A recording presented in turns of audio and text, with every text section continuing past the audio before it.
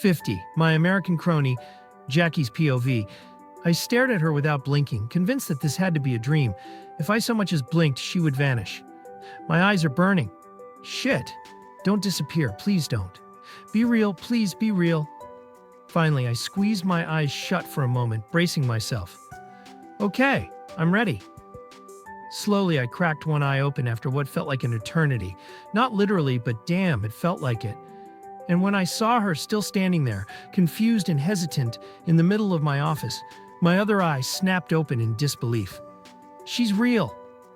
I wasn't dreaming. Good God. Are you okay, sir?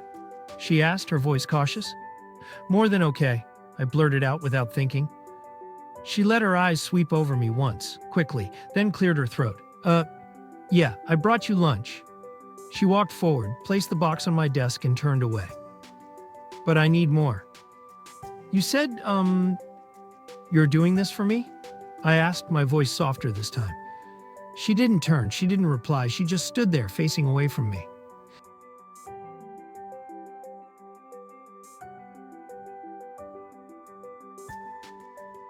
Author's POV? You said, you're doing this for me? Lavanya froze, her fingers still resting on the lunchbox she had just placed on his desk. His voice was laced with something. Hope, maybe. And it made her chest tighten. She closed her eyes for a brief second. She knew she had to answer him. There was no escaping this. With a slow exhale, she finally turned to face him. Yes. His lips curled into a small, expectant smile. Because he was waiting, wishing. Because I love you. Because I'd do anything for you. Because I want to see your dreams come true. The words were right there, balanced on the edge of her tongue, desperate to be set free. Just for this moment, she wanted to say them, to watch his reaction, to see his eyes light up. But she didn't. Instead, she took a deep breath and spoke the words that wouldn't break her world apart. Because you want this launch to be successful. I'm a loyal employee and I'm dedicated to my work. I also want D. Dawson to be the best baby care brand in the Indian market. She paused and his smile slowly faded. So when everyone agreed this was the best idea for the campaign, I couldn't say no. Half the truth. Not the whole one. His expression faltered for a split second before he forced a polite smile. Oh, okay. Thanks. For everything. And of course for the lunch. He blinked rapidly, trying to mask his disappointment. But she saw it. And it hurt. Can I ask you something? She asked hesitantly. Jackie lifted his gaze, his blue eyes narrowing slightly. Yeah? She swallowed. Can... She hesitated. Then, summoning her courage, she finally asked, Can we be friends? She extended her right hand towards him, hopeful. His gaze flickered to her outstretched hand, then back to her face. Since when were we not friends? A few hours ago you told me I am your friend. Yes, you are, she stammered. Then her voice dropped to almost a whisper. But, am I yours? There it was. A question filled with uncertainty, with vulnerability, with something she wasn't ready to name.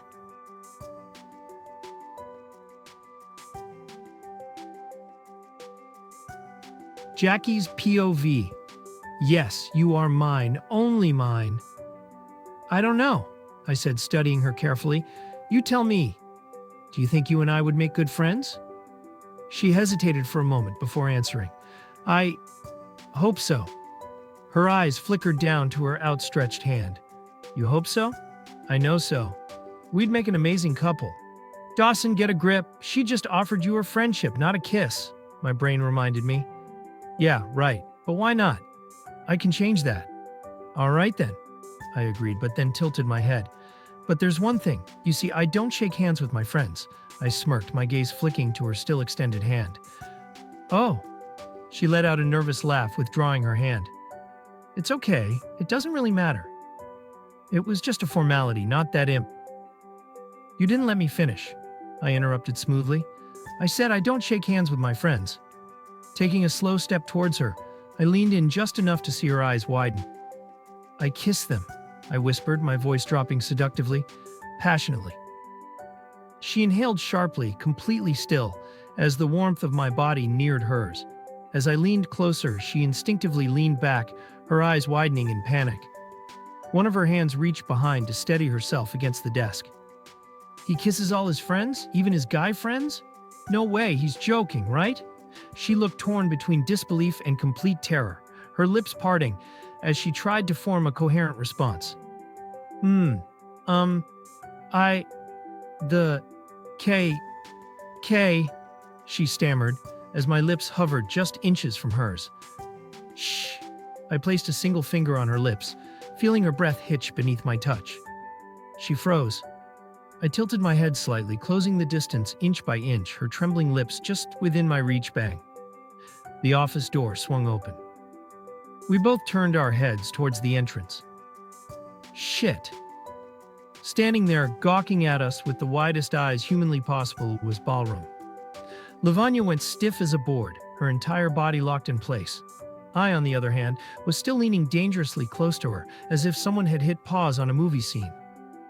Ballroom's gaze darted back and forth between us like a malfunctioning robot. Neither of us moved. Neither of us spoke. How do we explain this? For once, I didn't have an answer. "Aki?" Ballroom finally blurted out, his Punjabi accent thick with confusion. Lavanya slowly turned her head towards me, her expression screaming help, but I just stayed where I was, arms braced on either side of her, looking about as guilty as a thief caught red-handed. "Sir?"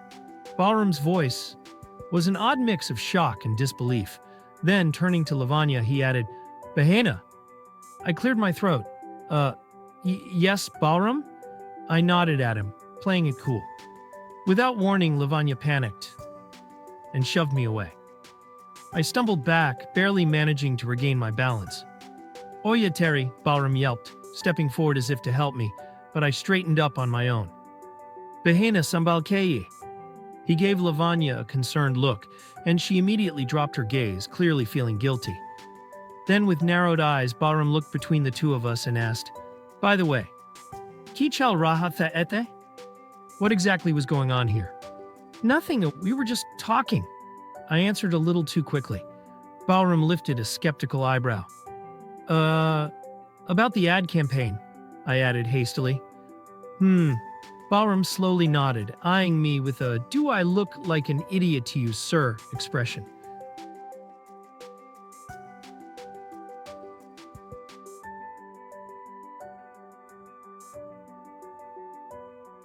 Author's POV. Lavanya, meanwhile, was practically trembling in fear, gulping repeatedly as if trying to swallow the entire mess she'd just gotten herself into.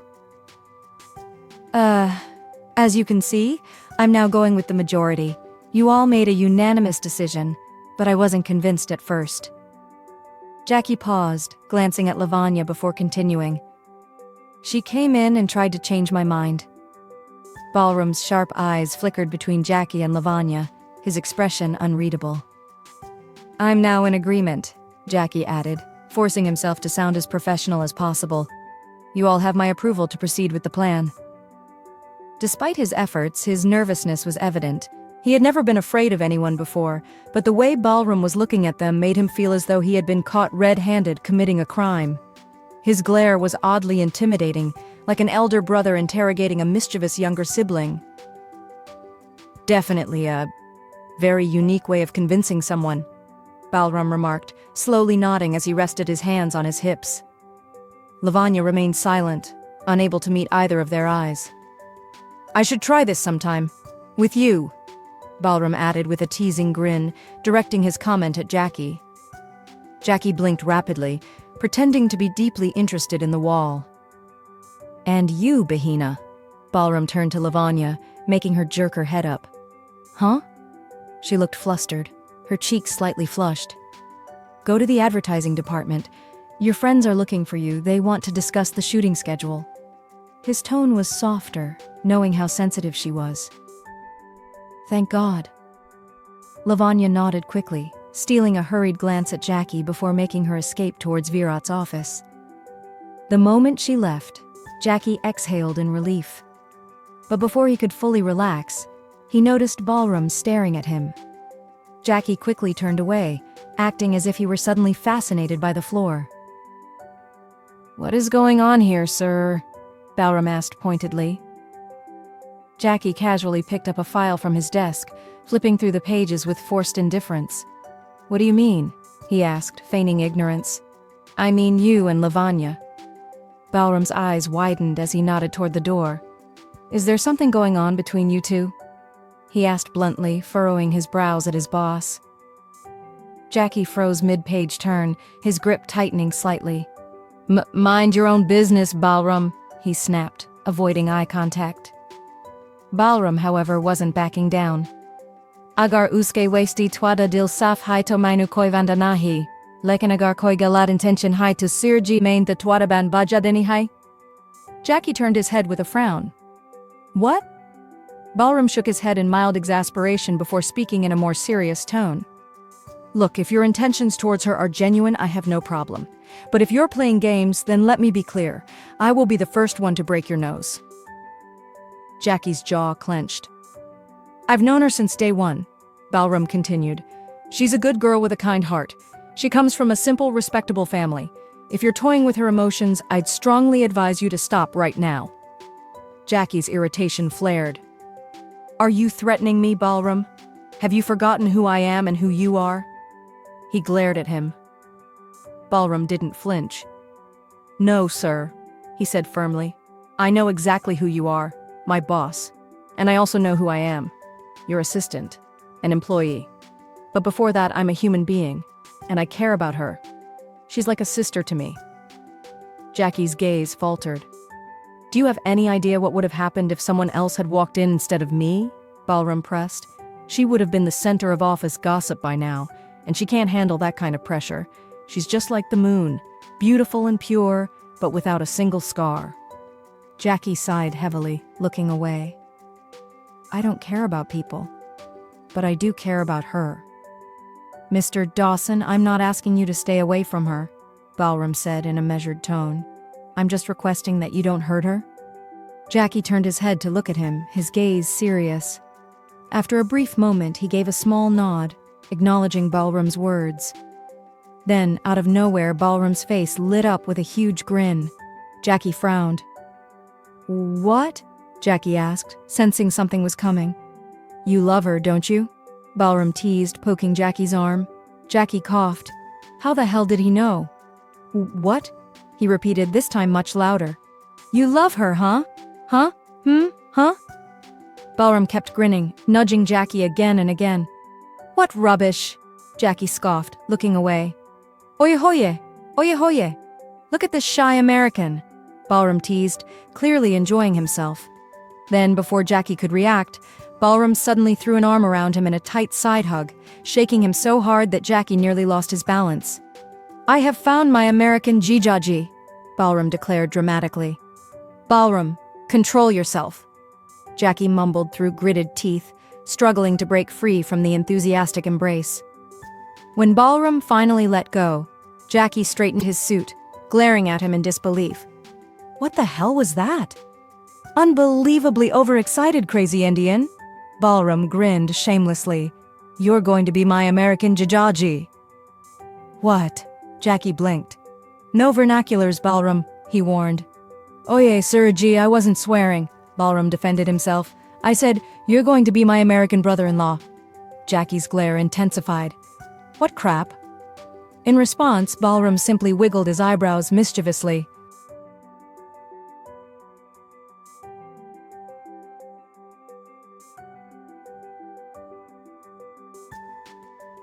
Lavanya's POV. I walked quickly, my head down, avoiding eye contact with anyone. Please don't stare at me." As soon as I stepped into Virat sir's cabin, he greeted me enthusiastically. "Oh hey Lavanya, look, we've planned a short storyline for the ad." I took a seat opposite him. I spent the entire lunch hour with Virat sir and Ruhi, listening to their ideas and suggestions. I nodded at intervals while we ate together. I'm okay with whatever you plan, just don't make it too, bold. I requested hesitantly, glancing between the two of them.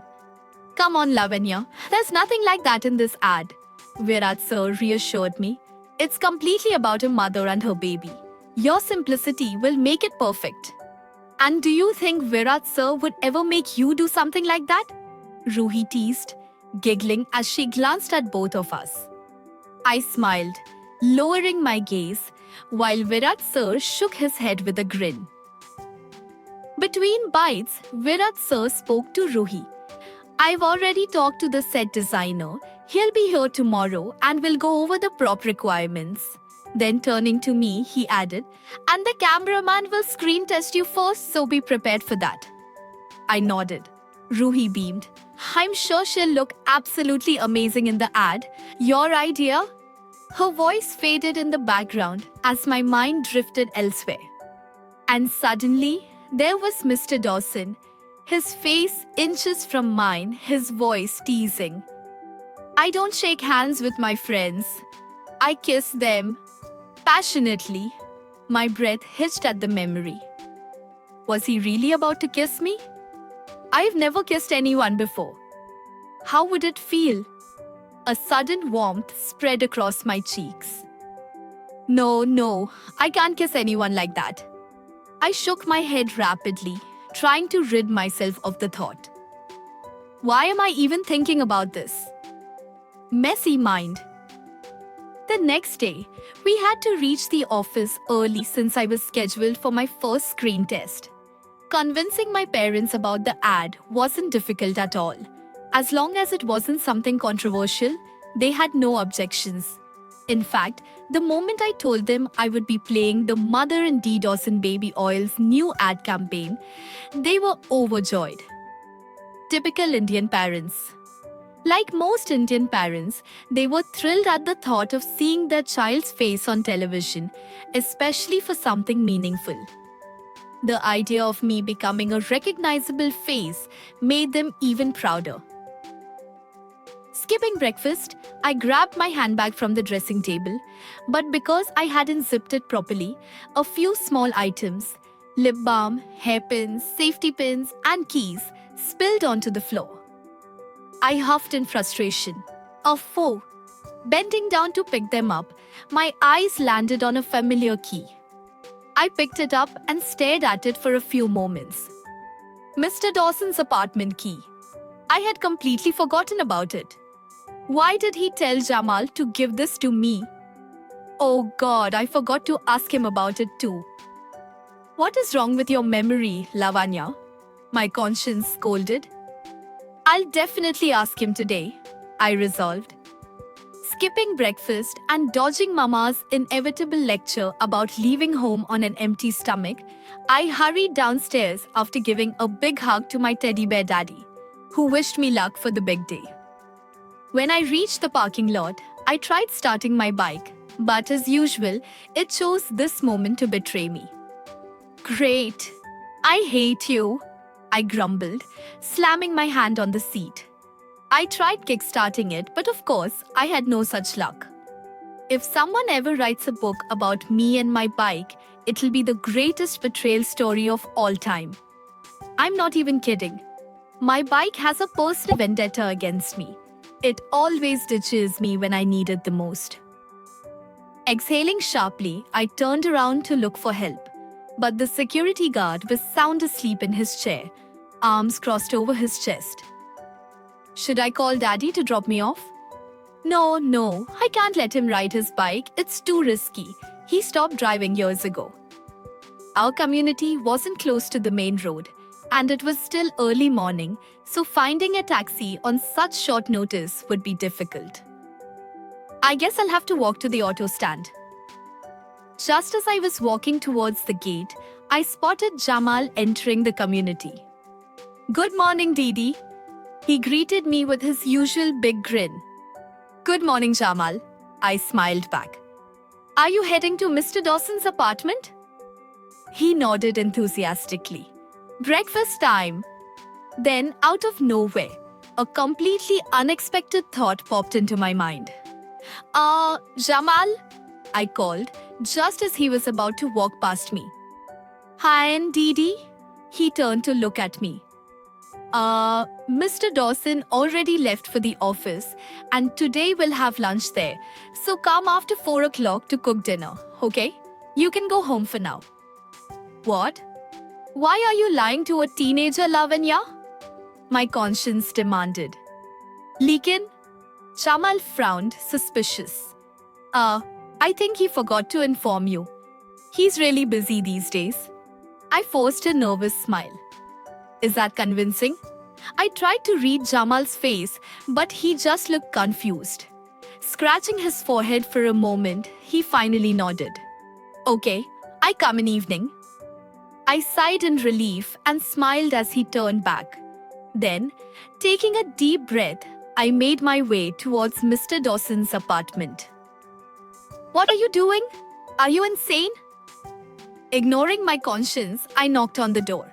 No response. I knocked again. Still nothing. He must be sleeping. Glancing around to make sure no one was watching, I pulled out his apartment key from my bag and unlocked the door. Oh my God, you need a psychiatrist. My inner voice panicked, but I ignored it again. I had no idea where I found the courage to lie to Jamal and sneak into Mr. Dawson's house in broad daylight. But I had done it. There was no turning back now. I couldn't deny that I enjoyed being around this man. The same man I once couldn't stand. You're going to be someone's wife, Lavanya. I know, but he's my friend. What's wrong with being friendly with a friend? Oh, so you're here just as a friend? To be friendly with him? Yes. I looked around. The living room was empty. He'll be up soon. Placing my handbag on the tea table, I tied the ends of my dupatta near my hips and headed into the kitchen. You skipped breakfast and now you're cooking for him? Aren't you getting late? I smiled confidently. My new friend will drop me off. What has gotten into you? You're out of your mind. Don't do this, Lavanya. You're setting yourself up for trouble. Shut up and let me do my work. I love him, but that doesn't mean I can't be his friend. You're wrong. I'm not doing anything wrong. Everything is perfectly fine. I'm done feeling guilty. I pulled out some utensils from the cupboards and started preparing a proper Indian breakfast for my new friend. You're going to love this, Mr. American Monster. Oops, I mean Mr. American Dawson. I chuckled to myself.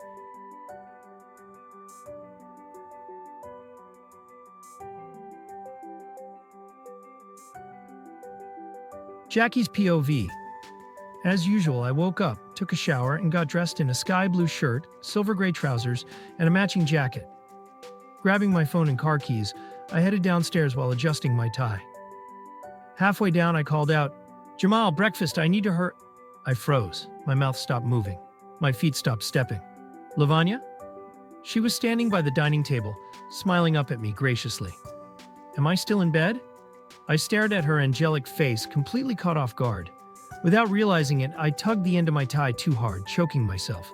I coughed and quickly loosened it, rolling my neck from side to side. Her expression turned wary. "Are you okay, sir?" she asked sweetly, her voice as gentle as a bird's song. "What are you doing here at this hour?" I glanced at my wristwatch as I spoke. "I made you breakfast." She half turned and gestured toward the dining table, where 2 plates were neatly served. "Why? Where's Jamal?" I asked, glancing toward the kitchen door. "He'll come at 4.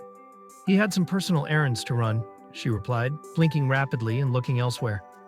"Oh, he didn't tell me," I mumbled to myself, not focusing on anything in particular. "But don't worry, I've already served breakfast. See?" She pointed to the plates. "Yeah, I can see that." I narrowed my eyes slightly. Letting out a nervous chuckle, she quickly explained what I hadn't even asked. "Actually, my bike wouldn't start, so I thought about taking a taxi, but then I figured, why take a taxi when my friend is heading to the same office?" She smiled hopefully. "Really?" "Yeah, you have your screen test today, right?" I asked. She nodded, but it was obvious she was nervous. Wow, I'm actually enjoying this friendship thing. She's talking to me so freely. I climbed down the last few steps with a smirk. Don't worry, you'll do great. I grinned, but then added with a stony expression. After all, your other friend has so much confidence in his idea. She bit her lip and quickly looked away.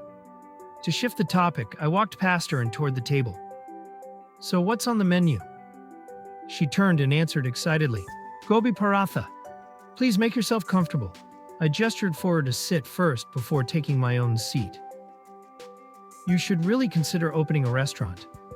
It would be a hit in San Francisco, I remarked while sipping my juice after finishing the delicious meal. She giggled, rolling her eyes. Yeah, right. I'm serious, I insisted. Okay, but even if I did, why would I go all the way to San Francisco to do it? She asked, laughing. Well, logically, you have a point. But why wouldn't you? Fly with me to San Francisco, love? No, I mean, we don't have good Indian restaurants in San Francisco. And while I was there for 2 days, I really missed your lunchboxes. I smiled as I said the last part. She blushed, and I felt like I was floating.